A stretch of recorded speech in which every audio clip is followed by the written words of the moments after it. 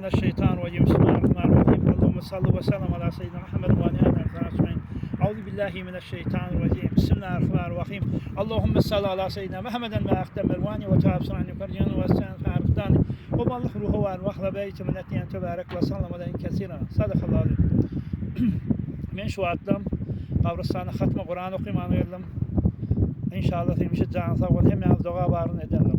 Her haftada kaydıp hatım Kur'an okuyan, 5 hatım, 10 hatım her defa okuyla. Hatımlar geliyor ama ben de gelip okuyan inşallah. Hemişe can sağ ol. Şu atlamda gayrede ben hey vere toplum ettiğinde yağın cağalı yağın havada da şu atlam. Şeyle film atmış şu yadigarı.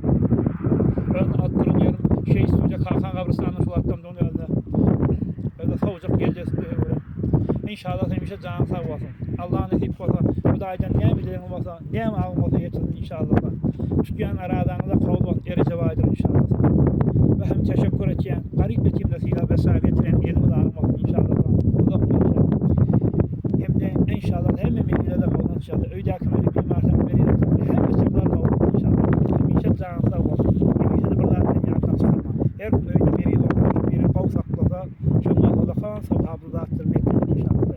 Hemişe inşallah beni kavuşacaklar ve dayan paydaşını verer. Vesselamu aleyküm.